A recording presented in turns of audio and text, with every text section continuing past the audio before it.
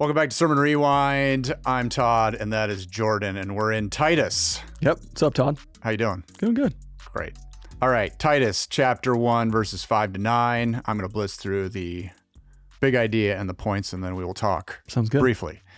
Big idea, faithful Christian leaders are necessary, practical instruments that God uses to transform the world. Mm-hmm.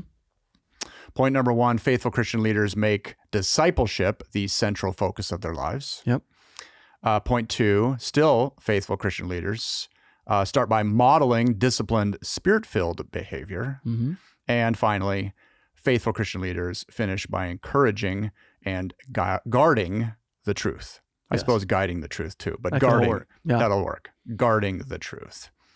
So let me start with our one question that we got from the audience. Y'all are slacking, congregation, but you're going to be reminded this Sunday. Absolutely. Reminded forcefully that we want this to be a participation sport. This is a fairly long question, but it's very well written, so I'm going to read the whole thing, and then I'm going to ask you a separate question related to this question, then you can answer. That means he knows who wrote it. Well, of course, because they handed it to me. There is a noticeable emphasis in the U.S. on leadership over followership. Do you think that overemphasis is on being a leader has bled into the church? Jesus said, "Come follow me." Would it be more beneficial to learn and focus on the characteristics of followership, and then naturally we will become qualified leaders? Should that be our calling? Because I know you did say, you said leaders a lot, but you said leaders is not just pastors, elders, and deacons. Correct. And then you, I believe, correct me if I'm wrong, right after that you said something about we're all leaders, or maybe we're all called to be leaders. So I feel like this is the type of question that you're going to say, well, of course, yes, we should all be followers because that's the point. We're followers of Jesus. But that's the Sunday school answer, right? Yeah, doesn't sound like me either. What does that really look like? How do you answer this question to say, yeah, do we focus too much on the word leader? Even though you said this is not about these offices, that's what we think about. Or people maybe sitting in the pews are saying, well, sure, but I'm not a leader. That's not who I am. I've never been a leader. I'm just whatever. Yeah. I mean, you just asked a whole bunch of questions. A whole bunch of questions. Pick one. Yeah. Pick parts of some. No, I think it's good. I think that the difference between leader and or leadership and followership is slight as long as you're looking at it correctly. I don't mean leader as in, as a result, you garner focused attention and a following per se, right?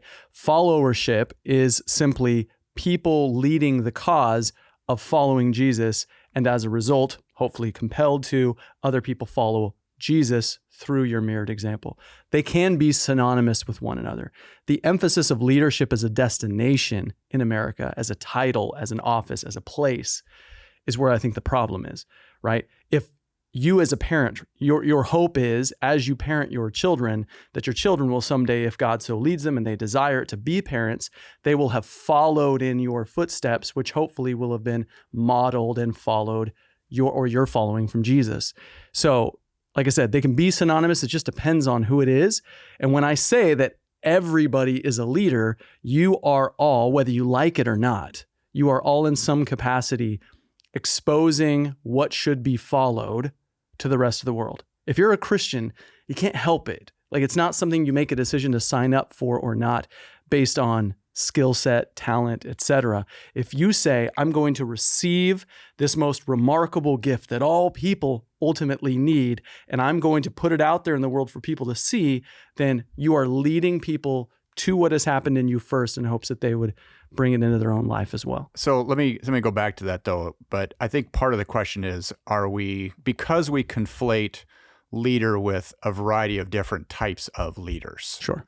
Worldly leaders, right? Business, government, you name it. Everybody's got a leader, as it were. And the function of that leader oftentimes is to guide, sometimes inspire, sometimes model, but oftentimes direct. Yeah.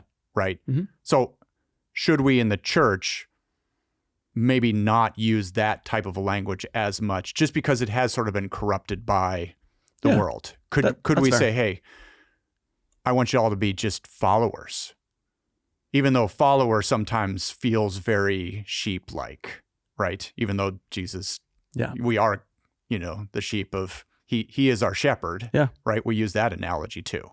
So all the analogous language that we use, it's all borrowed, right? And Yes. it all, as a result, has imported something from its meaning. sure. So that's why I said when it comes to discipleship, you could use that term, but it's been hijacked and used so many different ways to mean so many different things that it's very difficult still to kind of get an organic, natural, raw meaning to it. So I think it's just the responsibility of those communicating and using these terms to very clearly define what they mean and what the expectations are. Sure. So I think that's right. I think leadership is, for our specific situation, a faithful representation of followership. That's what we're asking for. Sure. Well, and I think it's questions, but they're sort of implying a little bit that for better or worse, when we hear the word leader, it implies hierarchy. Sure. That's where our brain goes. Yeah. So when you talk about leadership, I talk about leadership, we start to think about, okay, who's in charge? How are they directing things? What is the org chart? Yep. That sort of thing. Yeah. So I do understand the question. So I think maybe it's helpful then to just say, we're not in charge of anything. I'm not in charge of anything. You're not in charge of anything. Right. No other believer's in charge of It's anything. very flat. Yes. We're simply taking the charge, so to speak, to model something first in hopes that by God's grace, other people will follow. Okay. One other question, and this is sort of a big one. We've talked about this before. You were talking about infrastructure, that the scripture talks a little bit about setting up the infrastructure for ongoing discipleship. Yeah.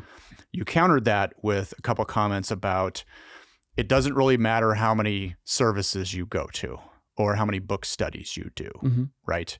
And we've discussed this quite a few times about how we don't want our faith to be legalistic, checklist. We read this book today in our group, therefore discipleship happened because we read a book. Yeah. You and I know that that's not the goal, but that's how people think about things. So then again, how do we counterbalance that? Discipleship is, as you said, overused blanket statement for everything, right? It is. Any church activity, we could say, oh, well, this is sort of discipleship because, Jesus and disciples, they hung out and they ate and drank. So therefore, we're doing discipleship, right? Yeah. Maybe you are, but you're maybe all just hanging out, right? So how do we not make it legalistic, but still give people enough structure to say, okay, here are some things that we want to see happening? Yeah. How do we balance those? No, it's good.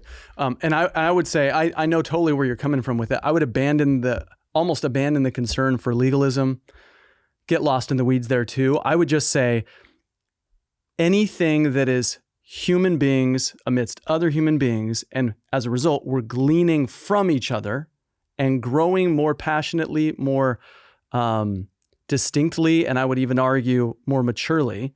If that's a word, maturely, yeah. With maturity, yes, then that is what discipleship looks like. There's a reason why Paul left Titus in Crete. He didn't have to lead him there. They probably gave the gospel. People heard it, believed it. You could have just left him alone, and over time, they would have instituted their own kind of organizational prowess. However, he said the best thing for us to do is to put you there, who's a leader, right? Naturally speaking, you've got gifts, you're talented, and you've been with me, so the discipleship process has already happened here. So you have some things you can pass on. That's why he says, set them up as I have instructed you to. So I've taught you, you're going to go and teach them, and then they're going to do it, and then you can leave. But until that infrastructure, until that process happens, then discipleship doesn't really happen. So if you're looking for very kind of specific, distinct markers for what it would look like to have discipleship infrastructure set up at Bethany or at any church for that matter, I'd say it's different for all of them, but the same things should be there. There should be people who take a leadership responsibility, at least take the responsibility and the onus to step out there and start the process and involve themselves, mesh themselves in the lives of other people so that mutually together, they are learning and growing in the ways of Jesus. So something that you and I could do, for example, that would be discipleship, is meeting together. It doesn't have to be one-on-one. It can be with our families. It can be with groups of friends. But meeting together, person to person, full of the Holy Spirit, regularly in such a way that you and I are challenging each other to grow in the ways of Jesus, not only to learn them knowledge-wise, but also to begin to put them into practice. Do you sense that happens organically, or does it have to be encouraged? Because I feel like people get together, right? like we do a thing called Let's Eat, Yeah. where people gather after worship, right? Is that discipleship? Could it be discipleship? I don't know. I mean, I've been a bunch of times, Yeah. and sometimes we talk about deeper things, but other times we're talking about sports, the weather, current events, that sort of thing. So yes, because of that, I would say, no, it's not naturally discipleship. Could it be? Sure. The distinct difference between gathering people together, which is perfectly fine, and gathering people together that results in discipleship is the way that you unpack Matthew 28. Makes it really clear for all of us how disciples are made. Bring them into a community setting in which the sacrament, so baptism, is happening, right? And teach them to obey all that I have commanded you. If we just gather in our homes, that's not discipleship, because you can do that with anybody for any number of reasons. But if you gather in homes or in the public or in any situation in which two or more people are challenging one another to grow in commitment and discipline around the things that Jesus has taught and commanded, then discipleship is happening. So I'll ask one more time. Do you feel like that needs to happen more intentionally in terms of structure for people? Yes. Again, you laid that out. It makes sense. Is that going to happen? Or does the church have to play a role in saying, okay, we're going to set up a schedule and we're going to have, some pairs and you're going to meet. And sure, you can talk about the weather and sports and get to know each other and exchange biographical pieces, but we want you to actually do X, Y, and Z. Yeah. Does that have to happen in order for this to happen? Or do you think that if you tell people enough, hey, let's go do discipleship, will people get there? So no, it does not happen organically. I think without question, everybody knows that. In their bellies, they know that. It doesn't happen organically.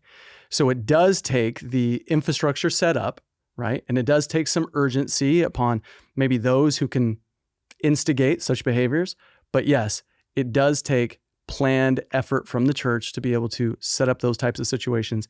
And honestly, I think it takes both continual challenge from the pulpit, but it also takes individuals stepping up within the community saying, okay, I'm going to take us from point A to point B, because we're not getting there on our own, right? So it takes both and. Okay. And with that, we're out of time. Sounds good. Thanks again for joining us on Sermon Rewind. If you are with us on Sundays, fill out a card. Write a question, comment, concern, observation, and we'll discuss it. Not all of them, but we'll discuss some of them. Yeah. So thanks again for joining us on Sermon Rewind. See you soon.